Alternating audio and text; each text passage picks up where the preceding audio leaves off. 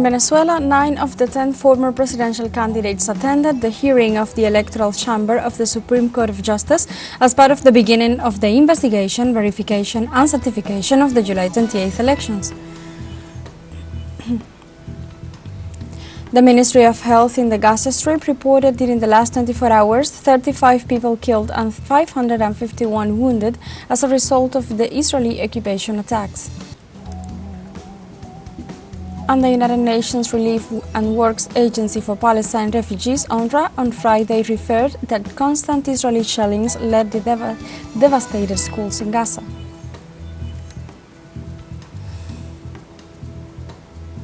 Hello and welcome to From the South. I'm Alejandra Garcia from teleSUR Studios in Havana, Cuba. We begin with the news. In Venezuela, the National Electoral Council issued the second bulletin regarding the July 28th presidential elections, reaffirming the victory of President Nicolas Maduro. On Friday, the president of the National Electoral Council, Elvis Amoroso, informed the results of the Venezuelan electoral process with 96.87% of transmissions.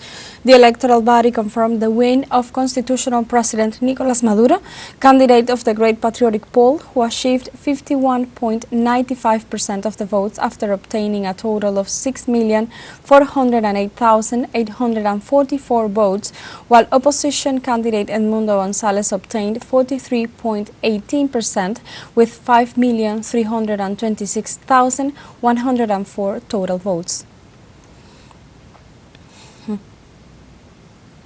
9 of the 10 former presidential candidates attended the hearing of the Electoral Chamber of the Supreme Court of Justice as part of the beginning of the investigation, verification and certification of the July 28th elections. The major response to the contentious electoral appeal presented by the re-elected President Nicolas Maduro in order to preserve the constitutional order of the country.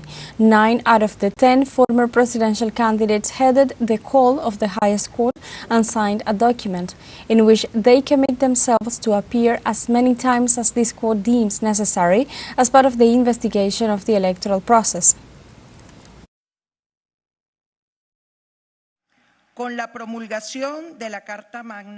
With the promulgation of the supreme law of the nation, was born what we know today as the Venezuelan electoral justice system.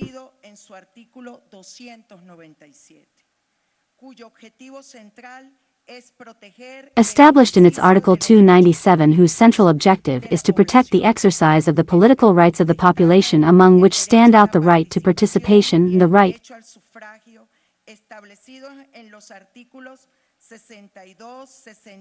to suffrage established in Articles 62, 63, and 64 of the constitutional text. Hence, the Electoral Chamber acts within the framework of the constitutional principles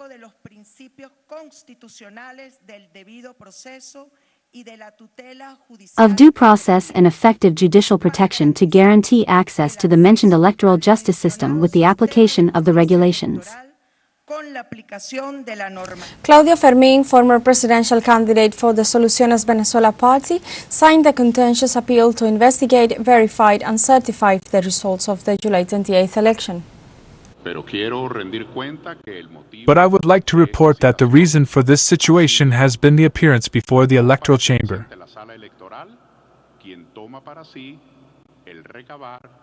which has taken it upon itself to collect the minutes and documents for the verification or final validation of the electoral results. That is what we have witnessed.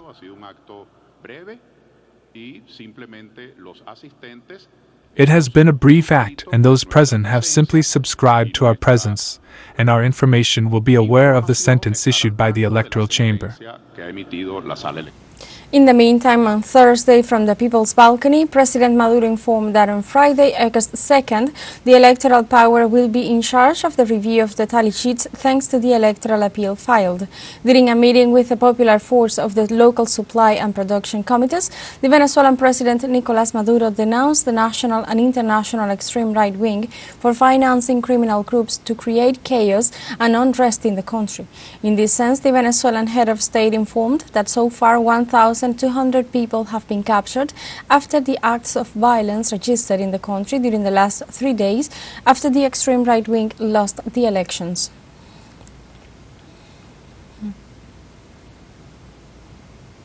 Constitutional President of Venezuela, Nicolas Maduro, also denounced the fake news media campaign against the country generated by the United States. Y toda esta campaña además. This whole campaign is fully based on fake news. We have already seen these fake news in the ongoing conflicts in Syria and Ukraine.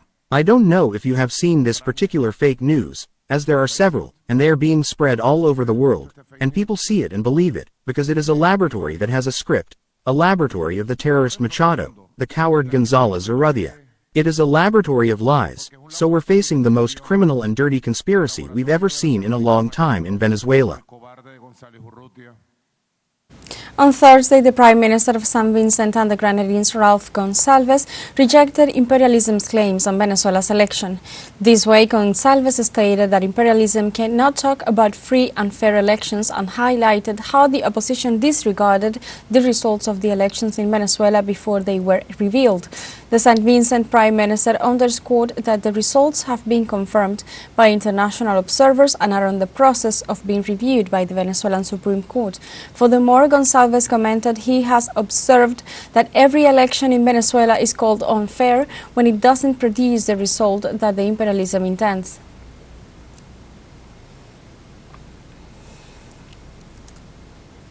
On the other hand, the governments of Brazil, Colombia and Mexico extended their solidarity with Venezuela and urged the nation to follow institutional channels with regard to the impartial verification of Sunday's election results.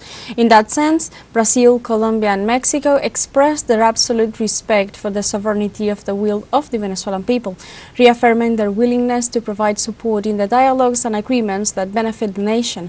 Thus, they urged the electoral authorities of Venezuela to advance and publish the data broken down by each polling station, reiterating that they will remain attentive to the process of ballot counting.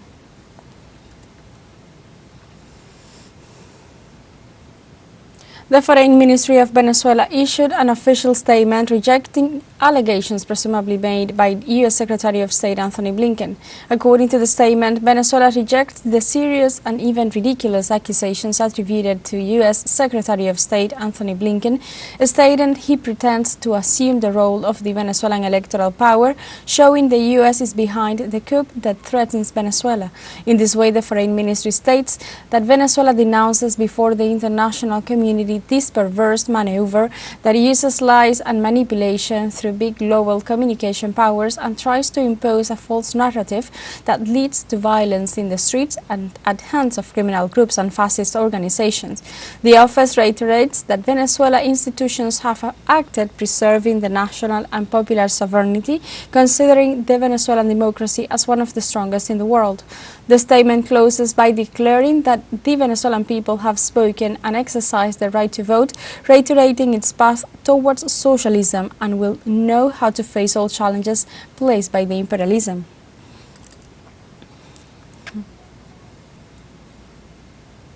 Let's take a short break, but remember you can join us on TikTok at teleSUR English, where you will find news in different formats, news updates and more. We'll be right back, stay with us.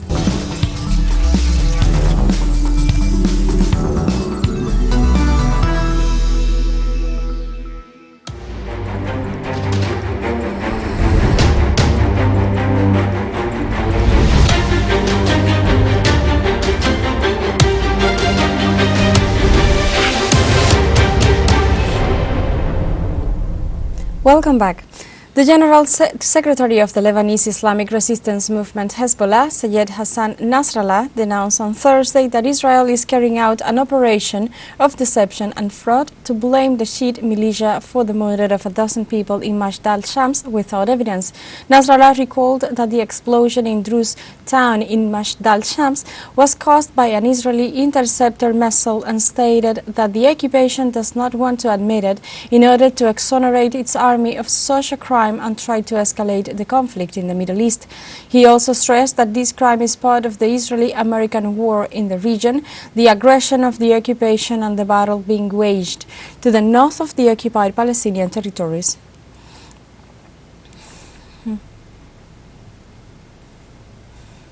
The United Nations Relief and Works Agency for Palestine Refugees, UNRWA, on Friday referred that constant Israeli shellings led to devastated schools in Gaza.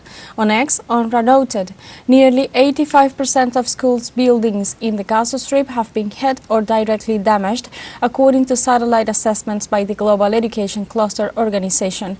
Some of these schools will need complete reconstruction. The war is destroying the present and future of Palestinian children.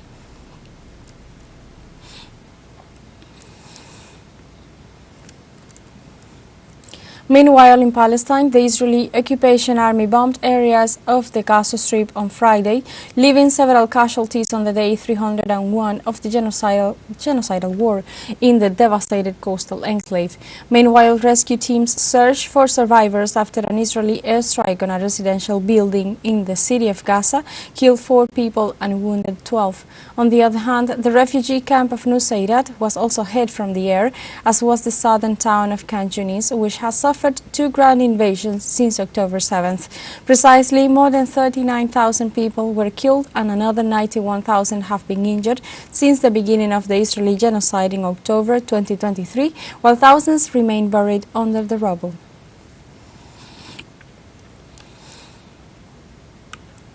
In Yemen, massive demonstrations in several cities of the country ratified their support to the struggle of the Palestinian people.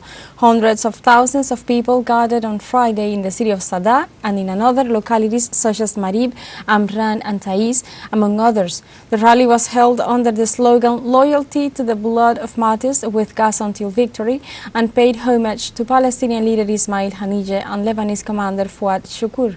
The demonstrators waved Yemeni and Palestinian flags while uttering chants against the crimes of Israel and the Israeli regime and the United States.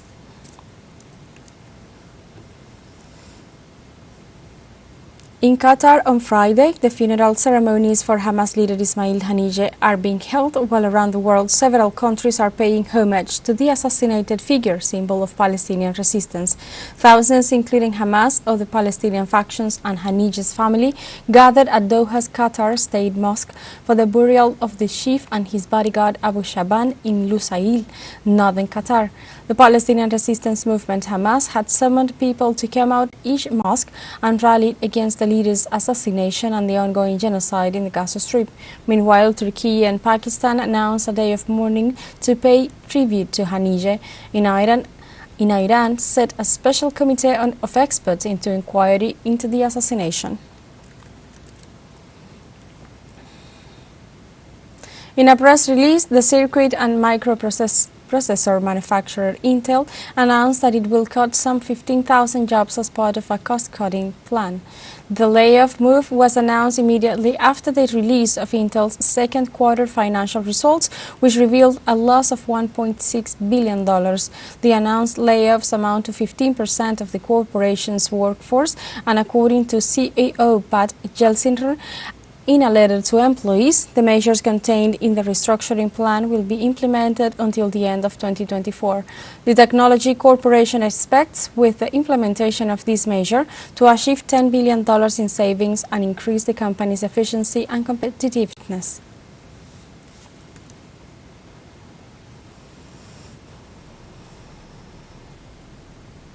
A New York appeals court on Thursday denied former U.S. President Donald Trump's request to remove the gag order in the criminal case in which he is accused of paying to conceal damaging information.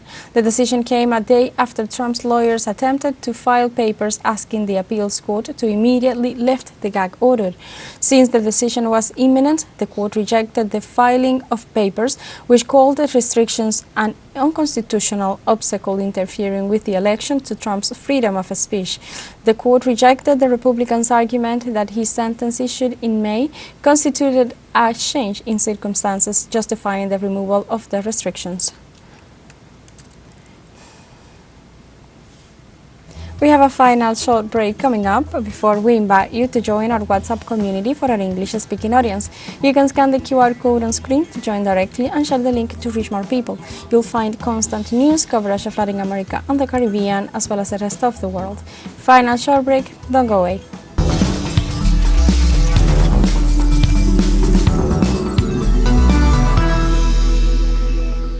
Welcome back. On Thursday, Russian President Vladimir Putin, U.S. President Biden and U.S. Vice President Kamala Harris met with the respective citizens exchanged in a historic prisoner swap. Moscow and Washington exchanged a total of 26 prisoners in the largest such swap in modern history. The Russians landed at Moscow's Vnukovo airport, where they were greeted with a red carpet and a guard of honor from the presidential regiment. Meanwhile, in the United States, President Biden and Vice President Harris greeted journalist Evan Gershkovich and two other nationals upon arrival on U.S. ground after the release by Russia. The exchange was successfully carried out under the coordination of the Turkish National Intelligence Organization.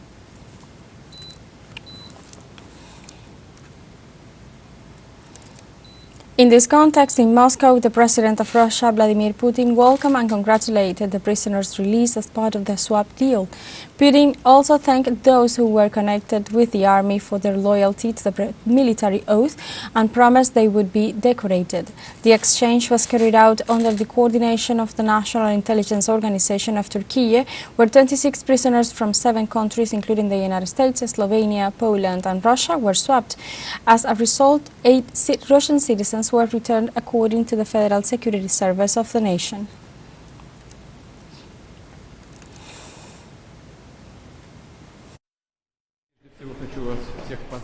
First of all, I want to congratulate you all on your return to your motherland. Now I want to address those of you who are directly related to military service. I want to thank you for your loyalty to your oath, to your duty and to your motherland, which has never forgotten about you for a minute. And here you are, home. In Nigeria, residents of the town of Kuwudi held a funeral ceremony for 19 fatal victims of a bomb attack that occurred last Wednesday night. The explosion took place in a market in northeastern Nigeria, where the extremist group Boko Haram and its offshoot, the Islamic State, operate in the West Africa province. In the attack, 22 people were injured and have been admitted to various government hospitals in Borno State. Boko Haram and other extremist groups have killed more than 35,000 people and caused the internal displacement of some 2.7 million, mostly in Nigeria, but also in neighboring countries such as Cameroon, Chad and Niger, according to government and United Nations data.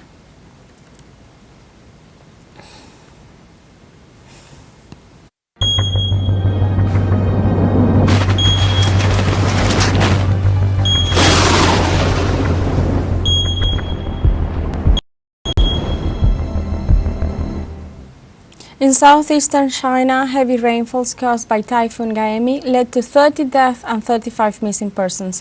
Preliminary reports registered 118,000 residents affected and some 13,800 hectares of crops damaged, including 5,000 hectares destroyed in Hunan province.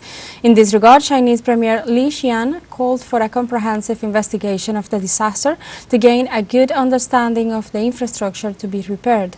Meanwhile, the Ministry of Water Resources stated that China has recorded 25 major floods this year, the highest figure since it began keeping statistics in 1998.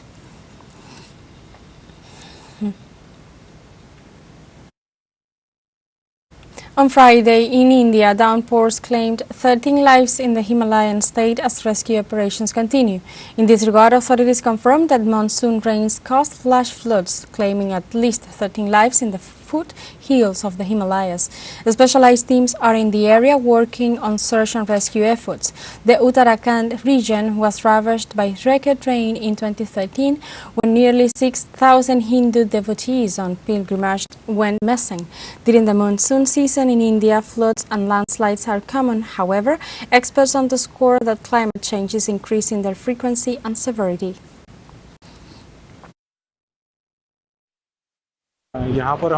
We have a rescue team stationed in Sunprayag. Last night, heavy rainfall caused the Mandakini River to overflow, resulting in the road being washed out. Following this, we safely began relocating tourists to a safe zone. From 7 a.m. this morning, we have been exploring an alternate route for the tourists. We have come to the end of this news brief, but you can find these and many other stories on our website at telesurenglish.net and join us on social media, Facebook, X, Instagram, Telegram and TikTok as well. For TeleSUR English, I'm Alejandra Garcia. Thank you for watching.